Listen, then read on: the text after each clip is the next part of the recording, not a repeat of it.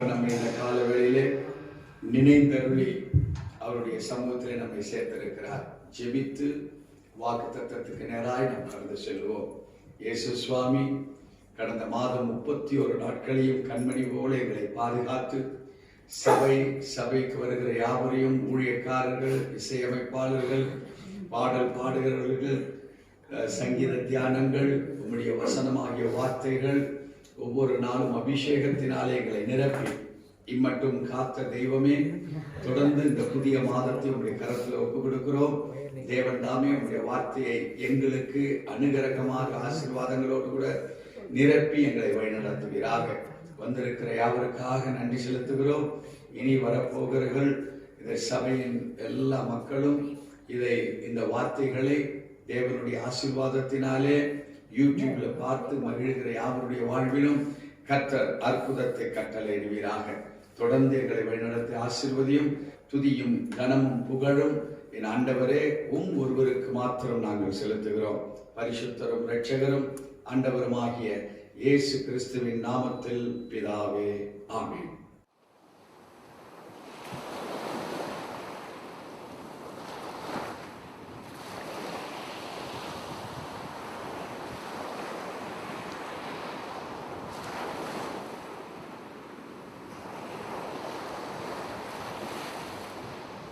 Holi spirit Cyrus என்கிற ராஜா மீதும் பாபிலோனுடைய தேசத்தின் மீதும் அந்த ஆவியானவர் இறங்கிதான் இவங்களை அனுப்புனாங்க, இவங்களை செய்ய வச்சாங்க. நீங்களும் நானும் ரட்சிப்பை பெற்றிருக்கிறோம். அருமையான தேவஜனமே, பெற்றிருக்கிற ரட்சிப்பை நினைக்கிறோமே தவிர the Holy Spirit is governing us or not. வாயிலிருந்து புறப்படுகிற வார்த்தை சிந்தைகள் எல்லாம் சுயத்தினாலே நம்மை ஆளுகை செய்து கொண்டிருக்கிறது. நல்ல பாடுவோம், நல்ல வேத வாசிப்போம், தீர்க்க தரிசனம் சொல்லுவோம், எல்லா விதமான வேதத்தின் காரியங்களை நாம் பேசுவோம். பட் வித்தவுட் ஹோலி ஸ்பிரிட், தெரியாதவனுக்கு மாய்மால் ஆவி அவனை ஆளுகை செய்யும். பெரிய அறிவாற்றலோடு ஞானத்தோடு கூட பேசுவான். ஹோலி ஸ்பிரிட் இருக்காது. நீ பேசுனது ஊத்திக்கும். நீ பேசுனது வெற்றி பெறாது. In spite of getting a victory, it will go into the defective nature of your life. உன்னுடைய வாழ்வே அழிக்கப்பட்ட வாழ்வுக்கு நேராக நீ நல்லதை பேசியிருந்தால், since it is the word of the God and because of that Holy Spirit is not present in the world, தோற்கடிக்கப்பட்டவனாக மாறிக்கொண்டிருக்கிற கிறிஸ்தவர்களை நாம் பார்த்துக் கொண்டிருக்கிறோம். பரிசுநாமத்திற்கு மகிமை உண்டாவதாக. கர்த்தர் உங்களையும் என்னையும் இந்த நாளிலே தேவனுடைய வார்த்தையை தியானிக்கவும், அப்படியாக அநேகருக்கு பிரயோஜனம் உள்ள ஒரு வார்த்தையாய் இருப்பதற்கு நம்மளை அழைத்திருக்கிறார். வேதம் சொல்லுகிறது, அழைத்தவர் அவர் என்றும் உண்மை. அவர் நம்மை அழைத்தபடினால் முடிவு பரியந்தம் நம்மை வழிநடத்தி அவர் ஆசீர்வதிப்பாராக. இந்த ஏப்ரல் மாதம்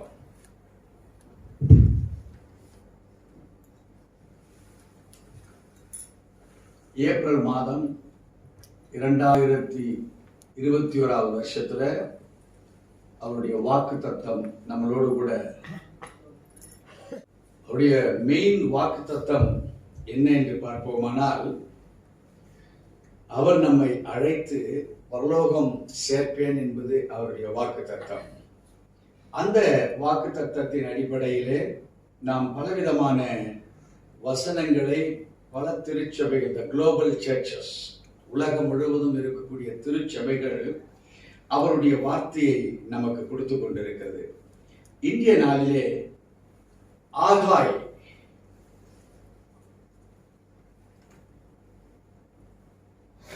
தீர்க்க தரிசன புஸ்தகம் 2ஆம் அதிகாரம் 4வது வசனம் நமக்கு வாக்கு தத்தமாய் கொடுக்கப்பட்டிருக்கிறது.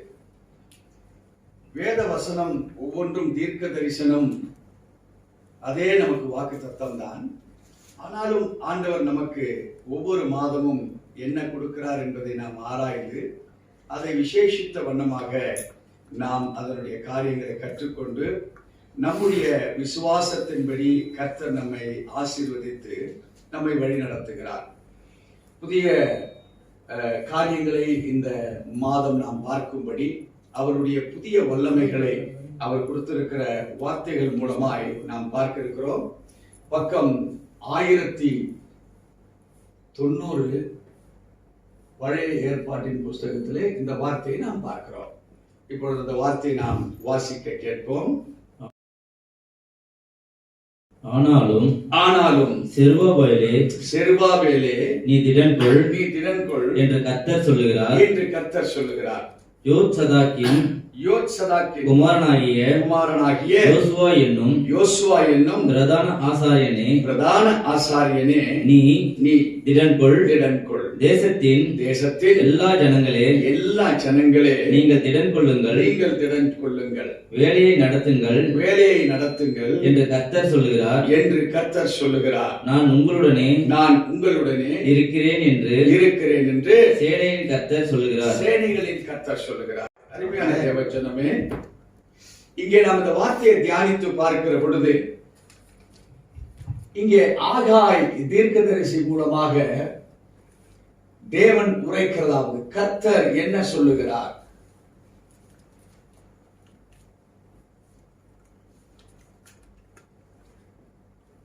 What is his word? தேவனுடைய வார்த்தை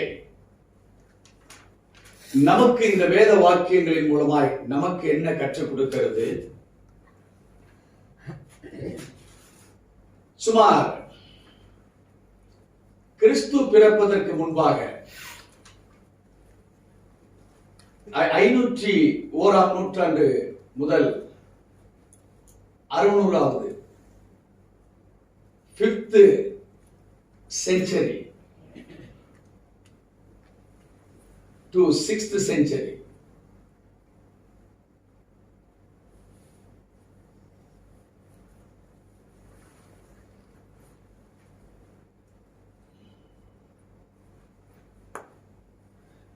இந்த 5வது நூற்றாண்டும் 6வது நூற்றாண்டுக்கும் இடைப்பட்ட ஒரு காலகட்டத்திலே கர்த்தர் என்ன சொல்லுகிறார் தம்முடைய ஜனங்களுக்கு? எதை அவர் வலியுறுத்த விரும்புகிறார்? எதை குறித்து அவர் வேத வாக்கியங்களின்படி தம்முடைய ஜனங்களுக்கு கற்றுக் கொடுக்கிறார் என்கிற காரியம்தான் இந்த மாதத்தினுடைய நமக்கு வாக்கு தத்துவம். நம்முடைய பல காரியங்கள் பின்தங்கப்பட்டு நிற்கிறது. நம்முடைய பல காரியங்கள் சிறையிருப்பிலே இருக்கிறது. நம்முடைய பல காரியங்கள் நாம் முயற்சி எடுத்த போதிலும் தடைகளாக இருக்கிற ஒரு காரியத்தை நாம் கடந்த நாள் வரையிலாக நாம் பார்த்திருக்கிறோம். நம்முடைய டோட்டல் கான்செப்ட், வேதம் சொல்லுகிறது, எதை விதைக்கிறியோ அதை அறுப்போம். எவ்வளவாய் விதைக்கிறோமோ அவ்வளவாய் அறுப்போம் என்று வேதம் சொல்லுகிறது.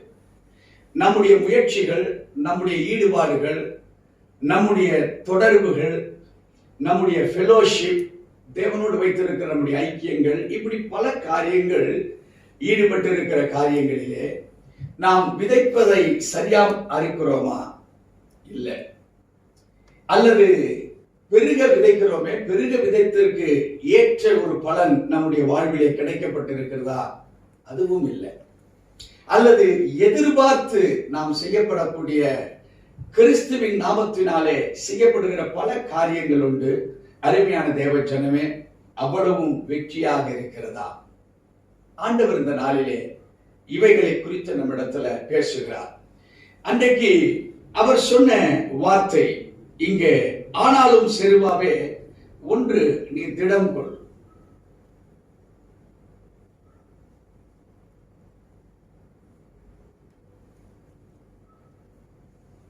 இது யாருக்கு சொல்லுகிறார்? முதலாவது செருபாபேல்.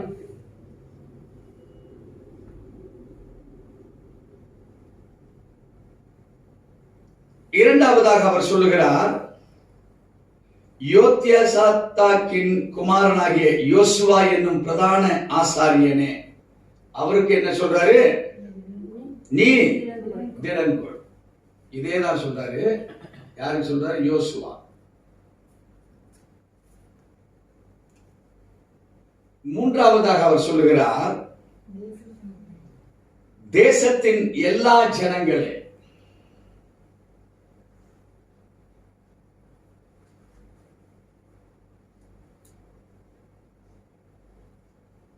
இதே வார்த்தை தான் திடன்கொள் என்ற வார்த்தையை எல்லா ஜனங்களே என்று சொல்லுகிறார்.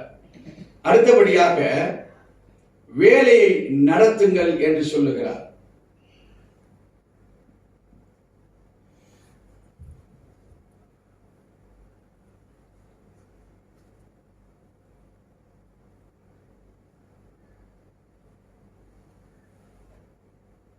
அடுத்ததாக வேலையை நடத்துங்கள் என்று கர்த்தர் சொல்கிறார். நான் உங்களுடனே கூட இருக்கிறேன்.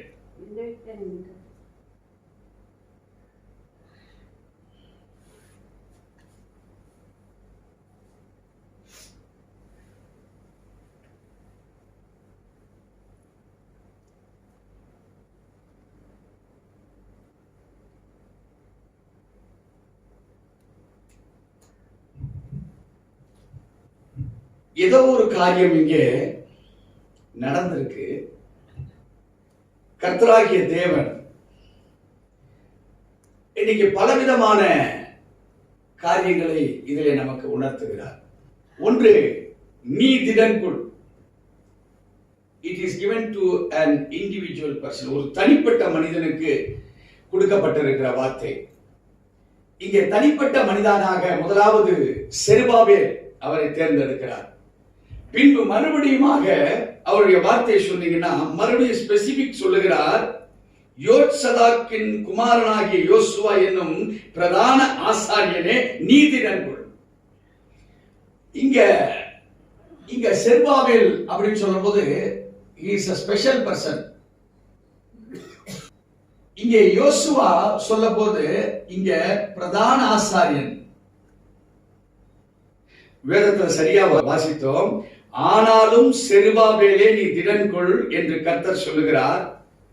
யோத்சதாக்கின் குமாரனாகிய யோசுவா. நான் அதை ஃபுல்லா எழுதல. யோசுவா பல யோசுவாக்கள் இருக்கிறாங்க. இங்க வெரி பர்சனலா இங்க இந்த யோசுவாவை யார் என்று ஐடென்டிஃபை பண்ணுகிறார். ஒன்று a special person, இன்னொன்று பிரதான ஆசாரியன். அடுத்து பாத்தீங்களா the total people.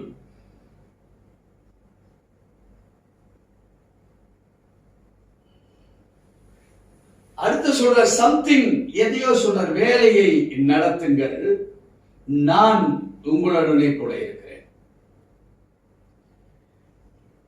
இதை பார்க்கிற பொழுது ஏன் திடன்கொள் என்று மறுபடியும் சொல்கிறார். ஒன்று டு த ஸ்பெஷல் பர்சன்ஸ், இன்னொன்று ஆசாரியர்கள், அடுத்தது ஜனங்களே என்று சொல்லுகிறார். திடன் கொள்ளுவது மாத்திரமல்ல, you continue your work. I will be with you till the end என்று சொல்லுகிறார். அருமையான தேவ ஜனமே, முதலாவது செருபாபேல் ஏன் அவரை முதலாவது சொல்லுகிறார்?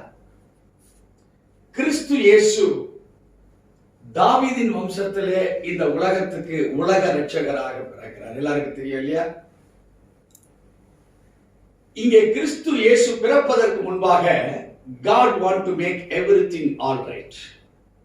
சகலத்தையும் சீர்படுத்துவதற்காக கர்த்தருடைய ஆயத்தங்கள் உருவாக்கப்பட்டிருக்கிறது. எப்படி ஒரு நல்ல குழந்தை அறிவோடு, ஆற்றலோடு, சத்தோடு, பலத்தோடு பிறக்கப்பட வேண்டுமானால், தாய் கர்ப்பமுகிற சமயத்துக்கு முன்பாக she must be prepared for a good childbirth. ஏதோ வியாதியில இருக்காங்க, டிபியில இருக்கிறாங்க, அந்த குழந்தைய அந்த தாய் பிறக்கப்படுவதற்கு ஒரு குழந்தைக்கு ஆயத்தமான்னு சொன்னாங்கன்னா, இப்ப நீங்க எதுவும் கர்ப்பமிற்ற வேண்டாம், டாக்டர்கிட்ட போறீங்க. போகும்போது டாக்டர் சொல்றாரு, அம்மா உங்களுக்கு ஒரு கர்ப்பத்தை தாங்குகிற அளவுக்கு உங்களுக்கு பவர்ஸ் இல்லை. ஒரு இடத்துல பார்க்கிற பொழுது நல்ல திடமான ஒரு உடம்பு தான், 3 கருக்கள் ஒண்ணா இருக்கு.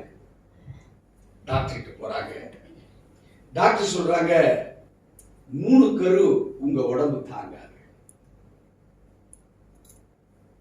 அப்போ கணவரோ சொந்தங்களோ மெடிக்கல் ரீதியா டாக்டர் என்ன செய்யலாம்? டாக்டர் சொல்றாரு, ஒரு குழந்தை நீங்க வச்சுக்கிறதா இருந்தா 2 குழந்தைய அதற்குண்டான அந்த கருவுக்கு ஊசியை போட்டு அந்த கருவை வளர விடாத செய்துட்டு அதை உள்ள பேர்ன் பண்ணிடலாம்.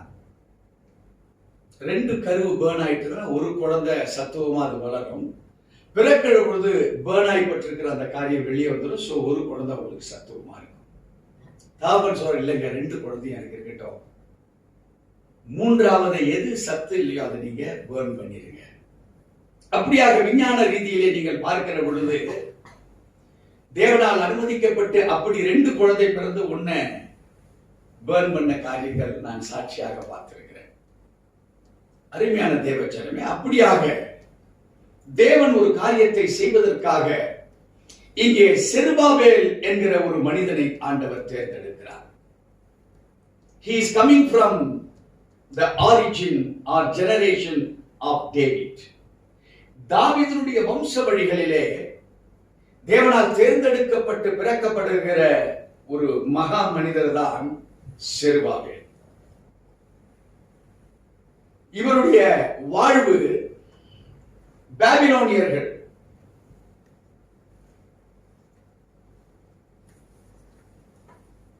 பாபிலோன்ல 70 ஆண்டுகள் அவர்கள் சிறையிருப்பில் இருக்கிறாங்க.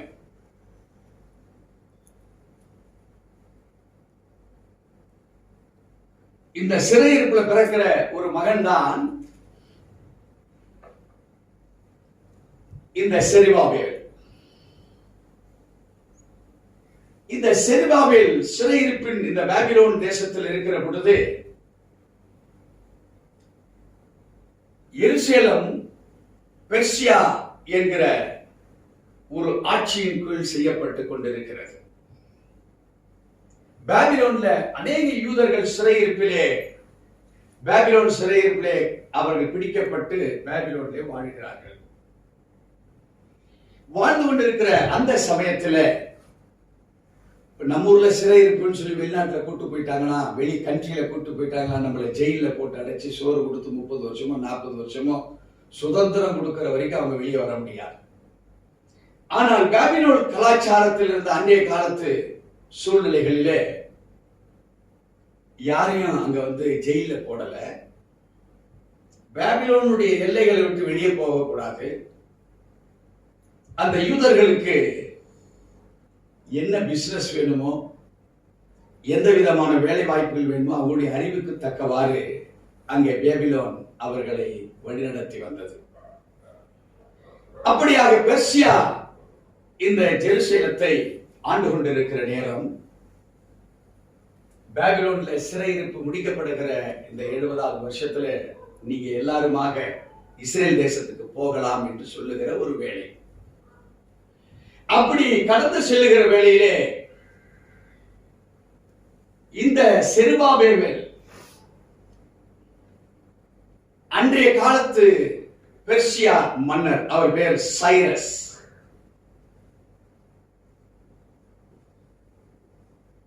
சைரஸ் என்கிற மன்னர் ஆட்சியை செய்து கொண்டிருக்கிற அந்த ராஜா என்ன செய்யறார் என்று கேட்டீங்கன்னா, செருபாபேல அந்த தேசத்துடைய கவர்னராக பதவியேற்பு செய்கிறார். Governor of Israel.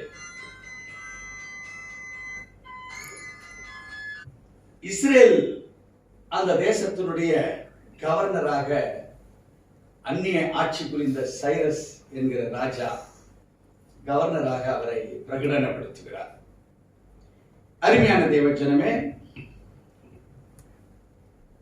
இவரை பிரகடனப்படுத்துகிற பொழுது 2 தீர்க்கதரிசிகள், ஒன்று ஆகாய், சகரியா.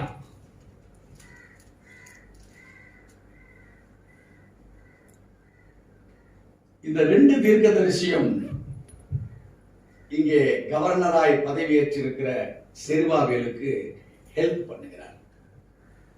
அருமையான தேவஜனமே, எதற்காக தேவன் இப்படி ஒரு ஒருங்கிணைப்பை ஏற்படுத்தினார்?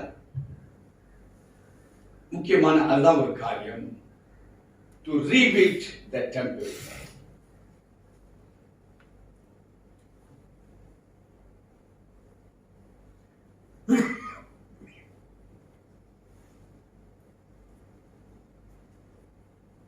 இதுதான் முக்கியம்.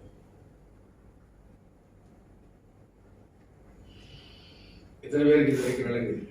Because history is very important for a Christian. சரித்திரம் ஒரு கிறிஸ்தவனுக்கு மிக முக்கியமானது. சரித்திரம் இல்லாம ஒரு கிறிஸ்தவனுடைய வாழ்க்கை வெற்றி பெற முடியாது. விசுவாசத்துல வாழலாம். வெற்றி என்பது எவ்வளவு அறிந்திருக்கிறோமோ. அருமையான தேவஜனமே, இந்த வாக்குத்தத்தத்தின் மூலமாக என்ன சொல்லுகிறார்? He selects a special person. He selects a special priest. He selects the total population of that area. Not only that, he proclaims, start your work. அப்ப சொல்றாரு, I will be with you forever. இங்கே சிறையிருப்பில் இருக்கிற ஜனங்கள் 3 கூட்டமாக பிரிந்து பாபிலோன்ல இருந்து வராங்க. 3 sets.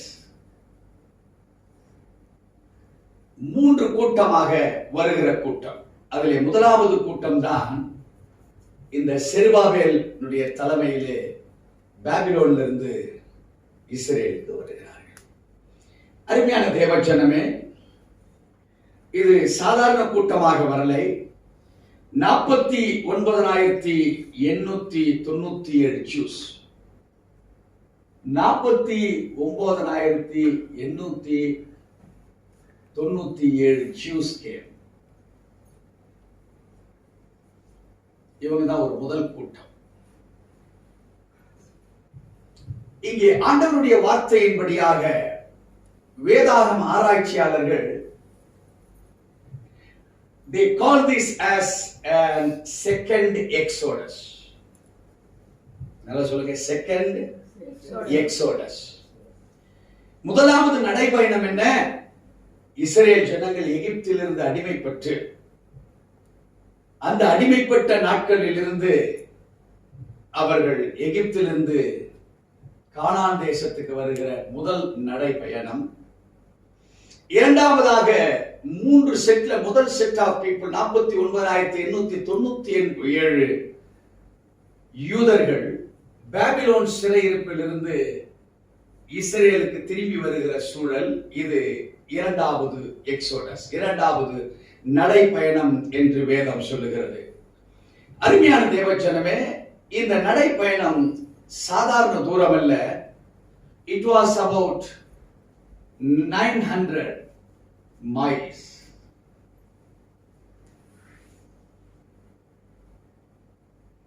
இது 900 மைல்களும் சாதாரண நடைபயணம் அல்ல. ஏன்னா சிறையிருப்புல இருந்திருக்காங்க. 70 ஆண்டுகள்ல என்ன நடந்திருக்குன்னு தெரியாது. சிறையிருப்பு பிடித்து கொண்டு வரும்போது அடித்து ஒட்டச்சி அவங்களை தூக்கிட்டு வந்த ஆட்கள். ஆனா 70 ஆண்டுகளுக்கு பிற்பாடு இப்போ ஒரு திரள் கூட்டமாக கடந்து போறாங்க. 900 மைல்களும் மிக ராபிட் மவுண்டைன்ஸும் மிருகங்களும் இருக்கக்கூடிய ஒரு நடைபயணம். அருமையான தேவ ஜனமே, 40 ஆண்டுகள் நடந்த நடைபயணத்தை காட்டிலும் இது பகிரங்கங்க. காரணம் என்னன்னு கேட்டீங்கன்னா, இவருடைய வாழ்வு செழித்திருந்த வாழ்வை அடிமைத்தனம் பண்ணி இப்ப ரிலீஸ் ஆக்கப்பட்டிருக்கிற நேரம். இந்த 900 மைல்களை அவர்கள் கடந்து வருகிற பொழுது பலவிதமான போராட்டங்களும் பலவிதமான பிரச்சனைகளும் அனுபவித்து வந்தார்கள். அனுபவித்து வந்த உடனே வேலையை நடத்துங்கள் என்று சொன்னாரே, எல்லா ஜனங்களும் சேர்ந்திருந்தார்களே. இப்போ எல்லா ஜனங்களும் இந்த வேலையை நடத்துகிற பொழுது பல ஹார்ட்ஷிப்ஸை அவர்கள் கண்டார்கள். It's called as hardship.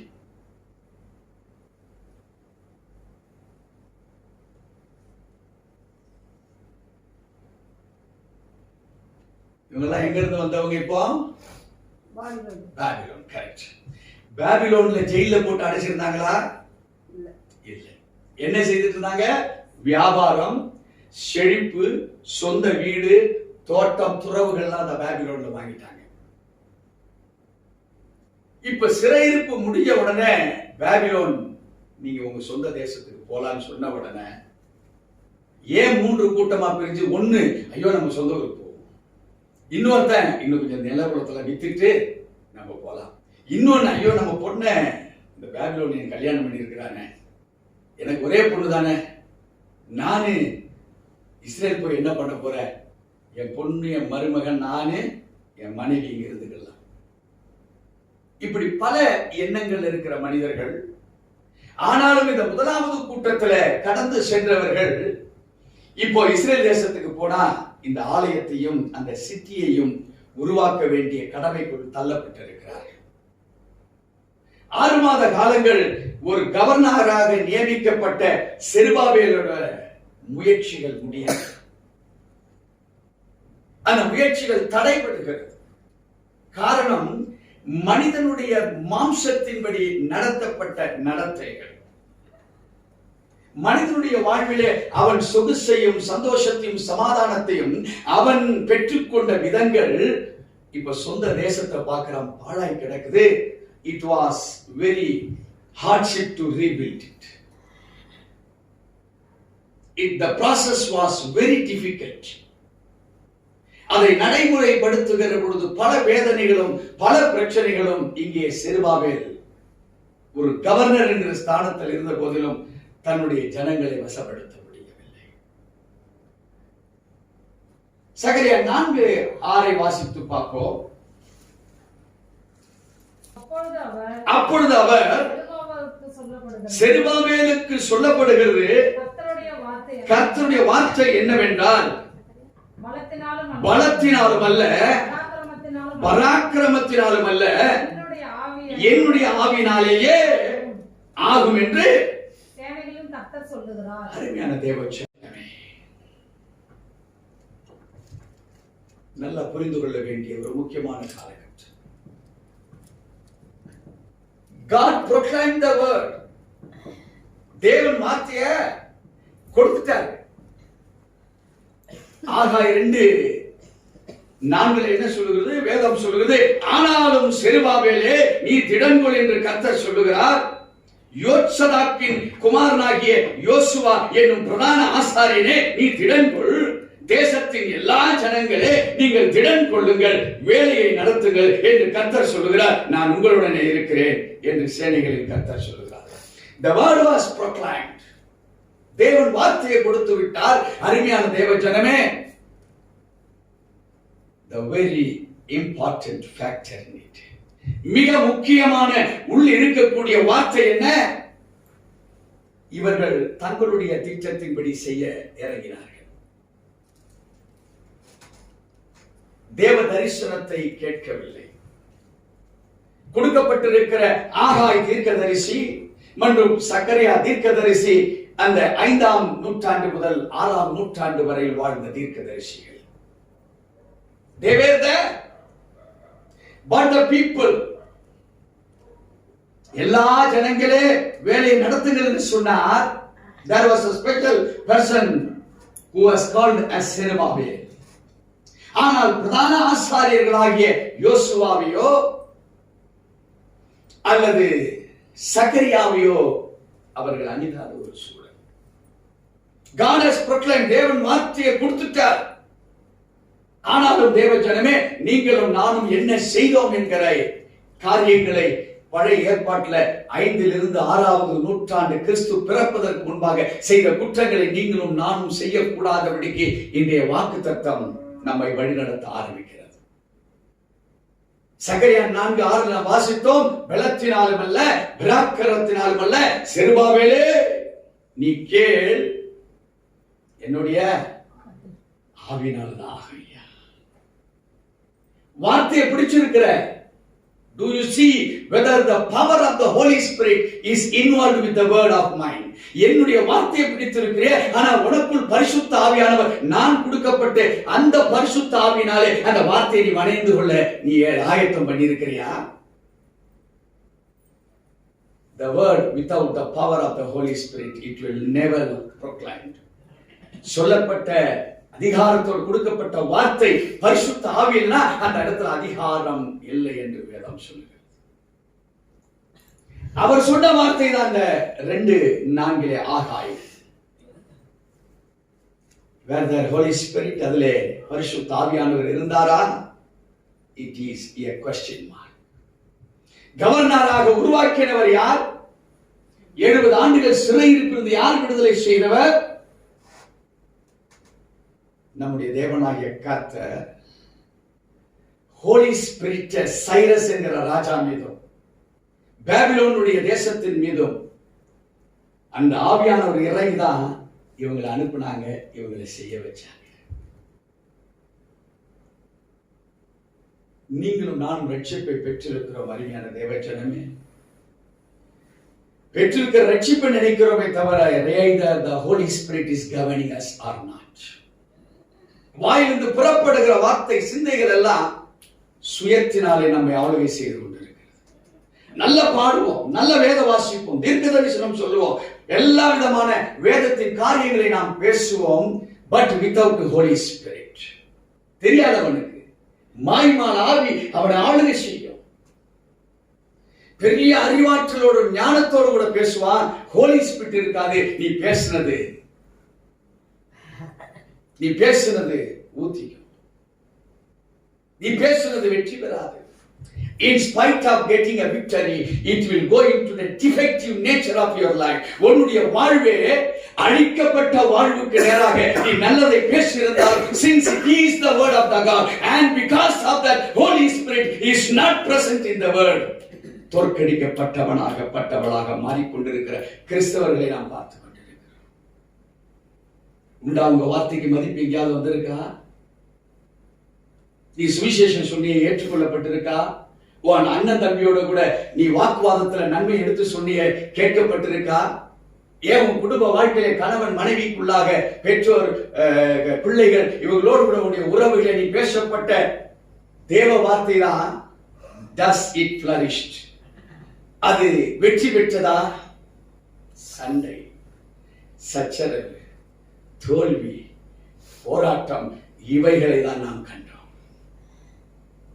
இந்த நூற்றாண்டு, இந்த காலகட்டங்கள், இந்த 501 600 இருந்த காலகட்டங்கள் தேவன் கட்ட நினைத்தார் இஸ்ரவேலை. அழைக்கப்பட்ட போதிலும் 6 மாத காலங்கள் வெற்றி இல்லை. அருமையான தேவஜனமே, God gave the word. வெற்றிக்குள்ளான எல்லா வார்த்தையும் கொடுத்தார். திடன்கொள், நான் உங்களுடனே கூட இருக்கிறேன் என்றார். வார்த்தையை விசுவாசித்தவன், there was no the power of the Holy Spirit. தனக்குள்ள பலத்தை நினைச்சான், தனக்குள்ள இருந்த பராக்கிரமத்தை நினைத்தார். நான் வயதானவன், நான் சொன்னா நீங்க கேட்கணும் என்கிற ஸ்தானத்துக்குள் இருந்தார்கள். நான் பதவியில் இருக்கிறேன், அதனால நான் சொல்றதை நீ செய்யணும் என்று சொல்லி இருந்தார்கள். உன் பட்டமோ பதவியோ வயசோ எக்ஸ்பீரியன்ஸோ தூக்கி குப்பையில போடுறாங்க. வெக்கங்கட்ட வாழ்க்கையை வாழ்ந்து கொண்டிருக்கிறாயே. I have proclaimed my word, but with the Holy Spirit are you speaking? No, with your individual. ஓ சொந்த வார்த்தையை கொண்டு, உன்னுடைய எக்ஸ்பீரியன்ஸை கொண்டு பேசிக் கொண்டிருக்கிறாயே, வெற்றி பெற்றுவியா? ஏன் வாக்கு தத்தங்கள் becomes failure? அருமையான தேவஜனமே, தேவனுடைய வார்த்தை வல்லமை உள்ளதுதான். எப்ப தெரியுமா? ஆவியானவர் இருந்தா. நீ இருந்தா வெற்றி பெற முடியாது. சண்டேல போய் நின்றோம், பிரிவினையில போய் நின்றோம், பொறாமையில போய் நின்றோம். உன்னை உடைச்சி காலி பண்ணிரும் ஐயா. உன் பணம் நாசமாகும். ஊழியத்துல வளரலாம் நினைப்ப, உன்னை பிசாசு கூறு போட்டுருவான். உன் மதிப்பு வந்துருச்சு நினைப்ப, மதிப்பு கிழிஞ்சு போயிடும். என்ன பாஸ்டர் வாக்கு தத்தம்னு சொல்லிட்டு எங்களை இப்படி கேட்கிறீங்களே? வாக்கு தத்தம் பிரயோஜனப்படும்படியாக தான் தேவன் வாக்கு தத்தங்களை வச்சிருக்கிறார். அறியாமையில் இருக்கிற வாக்கு தத்தத்தை சுதந்திரித்துக் கொள்ள முடியாது. The people who are being invaded by the spirit of ignorance never reach the power of the blessing word. அறியாமையில் இருக்கிற ஒரு கிறிஸ்தவனும் சரி, எழுதி வைத்துக் கொள்ளுங்கள். என்கிட்ட போட்டிக்கு வேணா வந்து பேச சொல்லுங்க. அறியாமையில் இருக்கிறவன் வெற்றி பெற முடியுமா? செஸ் விளையாட தெரியாதவனுக்கு ஒரு நிபுணரோடு கூட அவனால விளையாண்டு ஜெயிக்க முடியுமா? அது அறியாமை. அதே கணக்கு தான் புதிய ஏற்பாட்டில் சொல்லப்பட்டிருக்கு. மல்யுத்தத்துக்கு போறவன் எப்படி இருக்கணும்? எல்லாத்திலையும் சட்ட திட்டங்களை அறிந்திருக்கிறவனா இருக்க வேண்டும். வாக்குத்தத்தம் என்பது மகத்துவத்தினாலே கொடுக்கப்பட்டிருக்கிறது. ஒரு வேதாகமத்தில் எத்தனை வாக்குத்தத்தங்கள் அது நிகரப்பட வேண்டுமானால், அது தீர்மானமாய் உன்னுடைய வாழ்க்கையிலும் நிகரப்பட வேண்டுமானால், பொய்யும் புரட்டு நாம் வைத்திருக்கிற உன்னோடு கூட பரிசுத்த ஆவியானவர் சேர மாட்டார் ஐயா. உன் வார்த்தை யாருக்காவது சொல்லும் போது அது சண்டையை விளைவிக்குமானால் உன்னோட பரிசுத்த ஆவி இருக்க மாட்டார், ஆனா வார்த்தை இருக்கும். பொறாமை நிறைந்திருக்கிறவருடைய கண்கள்ல இந்த வார்த்தையை படிச்சுட்டு நான் ஆண்டவர் வார்த்தையை படிச்சுட்டேன்னு அதை சொல்லி ஒருத்தருக்கு ஜெபிச்சனா அது நடக்காது ஐயா. ஏன்னா பரிசுத்த ஆவியில வஞ்சிக்கிற ஆவியோடு கூட அலைந்து திரிந்து கொண்டிருக்கிற ஊழியக்காரர்களும் விசுவாசிகளும் இருக்கிற இடத்துல ஆவியானவர் கிரியை செய்ய முடியுமா? நம்ம தேவன் அப்படிப்பட்ட தேவன் அல்ல. இதை எடுத்த நைட்டு தூக்கம் வரல ஐயா. இந்த வேத வசனத்தை எடுத்து எழுத எழுத எழுத எனக்கு தூக்கமே வரல. உள்ள ஓடுது ஓட்டம், செருபாவில் ஓட்டம். நானே கிறிஸ்து பிறப்பதற்கு முன்பாக அந்த 500-600 ஆண்டுகள்ல உள்ள சுத்திட்டு இருக்கிறேன். நான் என் மைண்ட் சுத்துது உள்ள. எப்படியெல்லாம் எதிர்த்திருப்பார்கள். அருமையான தேவச்சனமே, வாசிக்க கேட்போம். ஆகாய் 2:3 3:5 வாசிக்க கேட்போம். 3வது வசனம்.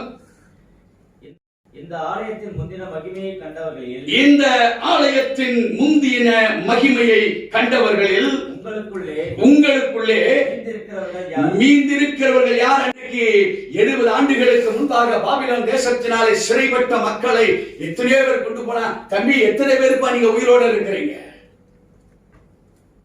ஆண்டவர் கேட்கிறாரு. பாபிலோன்ல அடிச்சு ஒடுக்கி தூக்கிட்டு போய் அங்க போய் சுதந்திரத்தை கொடுத்து வாழும்படி வாழ வைத்தாரே, எத்தனை பேர் உள்ள இருக்கிறீங்க உயிரோட? இப்போ இந்த 70வது வருஷத்துல போங்கன்னு சொல்றேனே, எத்தனை பேர் உள்ள இருக்கிறீங்க? ரட்சிக்கப்பட்ட இருக்கிற நீ செத்த ரட்சிப்போட இருக்கிறியா, உயிரோடு இருக்கிற ரட்சிப்போட இருக்கிறியா? மகனே மகளே, அந்த ரட்சிப்பு உனக்கு பலன் கொடுத்து கொண்டிருக்கிறதா? இல்லை என்று சொல்லுவீர்களானால் you are dead. வாசிக்க கேட்போம். இது உங்களுக்கு எப்படி காண்கிறது? இது எப்படி உங்களுக்கு அது காண்கிறது? அதற்கு இது உங்கள் பார்வையில் ஒன்றுமில்லாதிருக்கிறது அல்லவா? Are you alive? அன்றைக்கு இஸ்ரேல்ல என்ன தப்பு செய்த, ஏன் சிறை இருப்புக்கு நான் அனுமதிச்சேன்? ஆண்டவர் கேட்கிறார். ஏண்டா உங்களை ஒடுக்கும்படி நான் இன்னொரு தேசத்துக்காரன உன்னை ஒடுக்கும்படி அனுப்பிச்சேன்? நீ என் பிள்ளைதான்.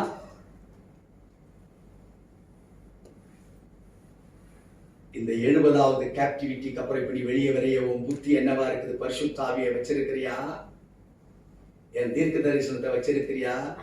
உன் பெலனை எண்ணிக்கிட்டு இருக்கிறியா? உன் அறிவை எண்ணிக்கிட்டு இருக்கிறியா? உன் சுய புஜத்தின் மேல் வைத்திருக்கிற பவரை நீ நினைச்சுக்கிட்டு இருக்கிறியா?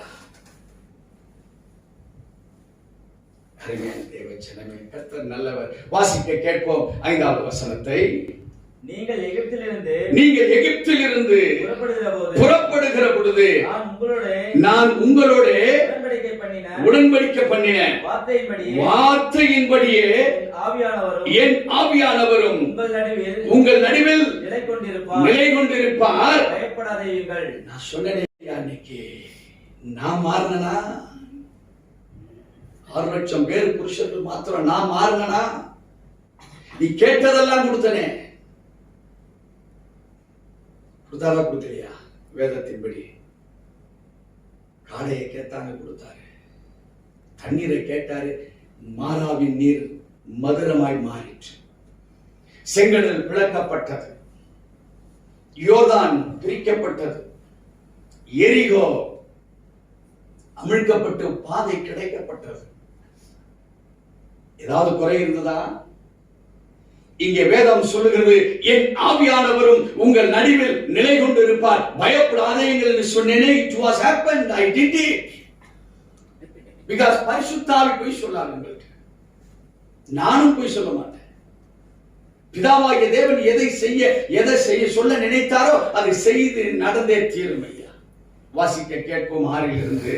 சேனையில் கர்த்தர் சொல்லுகிறார், சேனைகளின் கர்த்தர் சொல்லுகிறார், கொஞ்ச காலத்துக்குள்ளே இன்னும் ஒரு தரம் நான் வானத்தையும் பூமியையும் சமுத்திரத்தையும் வெட்டாந்தரையையும் அசைய பண்ணுவேன். ஆண்டவர் சொல்றாரு, ஒரு பயத்தை உண்டாக்கும். ஐ வில் மேக் ஷேக்.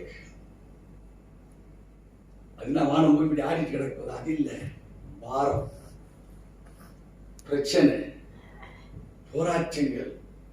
அன்றைக்கு ஆலோசனை நிமித்தம் கத்தினார்களே, ஆண்டவரே, யார் ஆண்டவர் எங்களுக்கு தெரியல, ஆனா இஸ்ரவேலின் தேவன் ஒருவர் இருக்கிறார், எங்களுக்கு இறங்கும் என்று கேட்டாங்க. ஆலோசனை அடிக்க அடிக்கதான் தேவனுடைய சத்தம் வருது அவன் வாயிலிருந்து. நம்மள சொல்றாரு, வார்த்தையை தியானிக்கிற நீங்க, ஆலயத்துக்கு வருகிற நீங்க, உங்களுடைய ஈடுபாடு இல்லையே அப்படி செய்கிற காரியத்துல உலகத்தானும் நீனும் அதே போலதான் இருக்கிறீங்க. என்ன உங்க நினைவுல கிறிஸ்து இயேசு இருக்கிறார், அவங்க நினைவுல வேற யாரோ இருக்கிறாங்க. ஆனா ஆவியில நிறைந்தவராக இருக்கிறீங்களா? நீங்க கொடுக்கிற பொருள் ஆவியானவர் இருந்தா அதை இன்னொருத்த கைக்கு போகும்போது அவர் ரட்சிக்கப்படுவார். அல்லது உன் கண் பார்வையில ஆவியானவர் இருந்தாருன்னா நீ யாரை பார்க்கறியா அவங்க உங்களோட சமாதானமாவாங்க. எங்கேயோ போன்ல பேசுறோம், தகராறு நடக்குது. நீங்க போன்ல உங்க வீட்லயோ வெளியோ தகராறு பண்ணிருக்கீங்களா? ஏன் நீங்க கோச்சிக்கிட்டு இல்லையா? போன்ல பார்க்கல.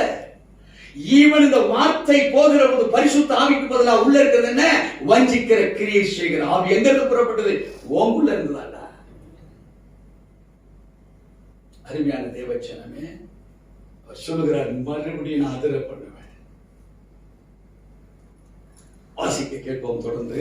சகல ஜாதிகளையும் அசைய பண்ணுவேன். சகல ஜாதிகளாலும் விருப்பப்பட்டவர் வருவார். இந்த ஆலயத்தின் மகிமையினால் நிறைய பண்ணுவேன் என்று சேனைகளின் கர்த்தர் சொல்கிறார். There are two அசைவுகள், ஒன்று பாசிட்டிவ், ஒன்று நெகட்டிவ். ஆண்டவர் சொல்றார், நான் முன்குறிக்கப்பட்டவர்கள் நான் கூப்பிடும் போது வருவார்கள், ஆனால் அவங்க மேல இருக்கிற அசைவு, the power of the Holy Spirit. செய்தியுடைய முடிவுக்கு வந்துட்டு இருக்கிறோம். வாசிக்க கேட்போம். வெள்ளியும் என்னுடையது, பொன்னும் என்னுடையது என்று சேனைகளின் கர்த்தர் சொல்றார். அப்படின்னா சகலமும் என்னதுதான், நீங்களே என்னதுதான். ஆனா அவுத்து போன மாடை போல எங்கேயோ போயிட்டீங்க. அவுக்கப்பட்ட ஆடுகளை போல எங்கோ தவறி போயிட்டீங்க. எல்லாம் என்னுடையதுதான், சரீரம் என்னுடையதான், சிந்தை என்னுடையதுதான், ஆனா எங்கேயோ போயிட்டீங்க. வாசிக்க கேட்போம். முந்தின ஆலயத்தின் மகிமையை பார்க்கிறோம். இந்த பிந்தின ஆலயத்தின் மகிமை பெரிதாய் இருக்கும் என்று சேனைகளின் கர்த்தர் சொல்லுகிறார்.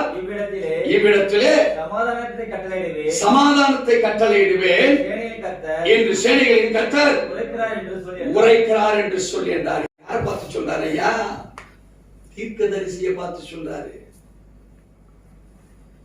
தம்பி, நீ போய் சொல்லு, நான் பேசணும்னா எரிச்சிருவேன். நீ போய் சொல்லு, தீர்க்க தரிசனமா போய் சொல்லு. அழைத்து வந்தவன் நான், ஆனால் பரிசுத்த ஆவி இல்லாம அவன் சிறையிருப்புல இருந்ததையும் மறந்து, அவனுக்கு தெரியும் இட் இஸ் a hardship, சாதாரண வேலை இல்லைன்னு தெரியும் அவனுக்கு. ஆனா குறை சொல்லிக்கிட்டு இருக்கிறான். நான் இணைப்பதற்காக நான் நினைக்கிறேன், அவன் துண்டிப்பதற்காக அவன் நினைக்கிறான். அங்கே தேவனுக்கென்று ஒரு தேசத்தை உருவாக்கி அங்க குடிமக்கள் அமரச் செய்து அங்கே ஒரு தேவ ஆலயத்தை சீர்படுத்த வேண்டும், மறுபடியும் கட்டுவதற்காக தான் I have called the special person Zerubbabel and Haggai and Shagari. But you people, ஆனால் இந்த தேசத்தின் ஜனங்களோ அசைக்கப்படுவதற்காக தான் இருக்கிறார் என்பதை நான் உணர்கிறேன். மறுபடியும் ஆலோட்டிகள் நிமித்தம் அவர்களுக்கு சாட்டையடி கொடுப்பது வழியாகத்தான் இருக்கிறது என்று அவர் பார்க்கிறார். But one thing, சகல ஜாதிகளையும் 7வது வசனத்துல அசைய பண்ணுவேன், சகல ஜாதிகளாலும் விரும்பப்பட்டவர் வருவார், இந்த ஆலயத்தை மகிமையினால் நிரப்புவேன், நிரப்ப பண்ணுவேன் என்று சேனைகளின் கர்த்தர் சொல்லுகிறார். யார் தேவனை ஏற்றுக்கொண்டு ஆண்டவரே உம்முடைய வார்த்தை உம்முடைய பரிசுத்த ஆவின்னு நம்ம அவர்கிட்ட போறோமோ, வேதம் சொல்லுகிறது அவங்களை என்ன பண்ணுவாரா? புதிய அந்த ஆலயமாக பார்க்கிறார். அவனை அவருடைய மகிமையினால நிரப்புவாரா? இங்க வேதம் சொல்லுகிறது வெள்ளியும் என்னுடையது, பொன்னும் என்னையுடையது என்று சேனைகளின் கர்த்தர் சொல்லுகிறார். வாசிக்க கேட்போம் 9வது வசனத்தை. முந்தின ஆலயத்தின் மகிமையை பார்க்கிறோம், முந்தின ஆலயத்தின் மகிமையை பார்க்கிறோம், இந்த பிந்தின ஆலயத்தின் மகிமை, இந்த பிந்தின ஆலயத்தின் மகிமை பெரிதாய் இருக்கும் என்று சேனைகளின் கர்த்தர் சொல்லுகிறார். இவ்விடத்திலே சமாதானத்தை கட்டளையிடுவேன். இப்ப எத்தனை பேர் விசுவாசிக்கிறீங்க? நம்ம இன்னைக்கு இதுவரையும் நம்ம நடந்த வாழ்வை பத்தி கவலைப்படாதீங்க, விட்டுருங்க. ரட்சித்தவர்கள் நடத்திட்டு வந்திருக்கிறார், பிரச்சனை இல்லை. ஆனா நம்ம சீர்படல. இப்ப நினைச்சுக்கங்க, ஆபரேஷன், அடி, வியாதி, சஞ்சலம், தவிப்பு, பற்றாக்குறை, எத்தனையோ விதமான நெகட்டிவ் உங்களை நான் அசை பண்ணிட்டேன். இங்க ஒருவர் எடுத்தா கூட பரிபூர்ணம் யாருமே இல்லை. ஆனா இன்னைக்கு இப்ப சொல்றாரு நமக்கு இந்த வாக்கு தத்தத்துல உங்களுக்கு என்னத்தை கொடுக்கிறாரா? சமாதானம். 9வது வசனம் நமக்கு கிளியரா சொல்லி கொடுக்குறது. 8வது வசனம் வெள்ளியும் வருது, பொண்ணும் அவருது, அப்படின்னா சகலமும் அவருது. 7வது வசனத்தை சொல்ற, நீங்க திரும்பி வருவீங்கன்னா, அவர் வருவார் என்று எதிர்பார்த்தீங்கன்னா, இப்ப நீங்க யாரா மாறுறீங்கன்னா, அந்த ஆலயத்தை காட்டிலும் இப்ப இருக்கிற உங்க ஆலயம் அவருடைய மகிமையினால் நிரப்பப்படும். வாக்கு தத்தத்தை எப்படி கொண்டு போறாரு? இந்த பிரச்சனையில நீ இருக்க நான் விரும்பலன்னு சொல்றாரு. நம்ம இருந்துட்டோம், நம்மளை என்ன பண்ண ஒரு அசைப்பை உண்டு பண்ணியிருக்காரு. இன்னைக்கு இதுவரைக்கும் உங்க உடம்புல, உங்க பிரச்சனையில, உங்க குடும்பத்துல, வெளியில, தொழில, ஆபீஸ்ல, எதுல எடுத்துக்கிட்டாலும் உங்களை குலுக்கி சரி பண்ணுகிறார். இந்த மாதத்திலிருந்து ஒரு விசேஷத்தை, ஒரு வல்லமை நீங்க பெற்றுக்கொள்ள முடியும். ஏன்னா வார்த்தை மாறாது. இப்போ வார்த்தை வித் ஹோலி ஸ்பிரிட் கிரியை செய்யும். வார்த்தை இன்னைக்கு இல்ல, என்னைக்குனாலும் மாறாது. ஆனா power of the Holy Spirit என் கையில இல்லைன்னு நீங்க அதை விட்டுட்டு வேற ஏதாவது ட்ரை பண்ணீங்கன்னா, வார்த்தை வார்த்தையா இருக்கும், நீ சொல்லுவ, ஜெபிப்ப, நடக்காது. ஆனா இப்போ ஒரு காரியத்தை கற்றுக் கொடுக்கிறார், நான் உங்களுடனே கூட இருக்கிறேன். இதுவரைக்கும் எல்லாம் பார்த்தாங்க, ஆனால் இதை அவர்கள் மறந்து விட்டார்கள். ஆகாய் 2:4 கடைசியில சொன்னாரு, நான் அதை மறந்துட்டாங்க. the power of the holy spirit மறந்துட்டாங்க. ஆனா இன்னைக்கு சொல்லுகிறார் இந்த 9வது வசனத்திலே, முந்தின ஆலயத்தின் மகிமையை பார்க்கிலும் இந்த பிந்தின ஆலயத்தின் மகிமை அது பெரிதாக இருக்கும் என்று சேனைகளின் கர்த்தர் சொல்கிறார். யார் அவரிடத்தில் திரும்புகிறோமோ? முதல் கூட்டத்துல 49,897 பேர் ஜூஸ் உள்ள வந்தாங்க. இன்னைக்கு நீங்களும் நானும் பல பிரஸ்டேஜ்ல உள்ளே வந்திருக்கிறோம். ஆண்டவருக்குள்ள வந்திருக்கிறோம். நமக்குள் எத்தனை பேர் தேவனுக்கு என்று ஆவியை பெற்ற வார்த்தையின் மனிதர்கள் என்று நம்மளை சோதித்தறிய வேண்டும். நீங்களே உங்களை சோதித்தறியலாம். இங்கே வேதம் சொல்லுகிறது, இவ்விடத்திலே சமாதானத்தை கட்டளையிடுவேன் என்று சேனைகளின் கர்த்தர் உரைக்கிறார் என்று சொல்லி என்றார். ஆகாய் தீர்க்கதரிசி போராயுங்கள், அவர் சொன்னதே சொல்றான், திடன் கொள்ளுங்கள். யோசுவாவுக்கு சொல்றான், திடன் கொள்ளுங்கள். எல்லா ஜனங்களே நீங்கள் திடன் கொள்ளுங்கள். நீங்க வேலைய இப்ப நடத்துங்க, நான் உங்களுடனே இருக்கிறேன். செருபாபேலுக்கு சத்தம் வந்து சக்கரியா 4:6 படியாக, செருபாபேலே உன் பெலாத்தினால் அல்ல, உன்னுடைய பராக்கிரமத்தினாலும் அல்ல, ஆனால் என்னுடைய ஆவியினாலேயே ஆகும் என்று கற்றுக் கொடுத்தார். புதிய ஏற்பாட்டில் சொல்றார், எபிரேயர் 13:5 பக்கம் 311, புதிய ஏற்பாட்டின் புஸ்தகம் பக்கம் 311,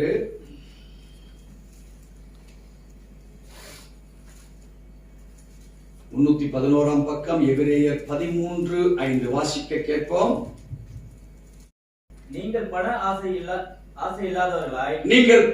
ஆசை இல்லாதவர்களாய் நடந்து உங்களுக்கு இருக்கிறவைகள் போதும் என்று எண்ணுங்கள்.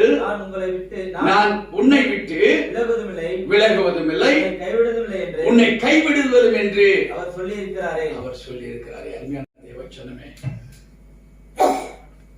அலைந்து திரிகிற வேலை உனக்கு வேணாங்கிறார். பண ஆசை என்றால் அலைந்து திரிகிற காரியங்கள். என்ன விட்டுருவ, நீ அலைச்சல்ல போயிருவ. என்ன விட்டுருவ, நீ திரிந்து கொண்டிருப்பாய். என்ன விட்டுருவ, நீ வேற எதையோ முயற்சி எடுத்துட்டு இருப்ப. என்ன வச்சு எதை தேடணுமோ அதை தேடு. வேதம் சொல்லி, முதலாவது தேவனுடைய ராஜ்யத்தையும் நீதியையும் தேடுங்கள், பின்பு இவைகள் எல்லாம் உங்களுக்கு கூட கொடுக்க. சிறையிருப்பிலிருந்து வெளியே வந்தும் கூட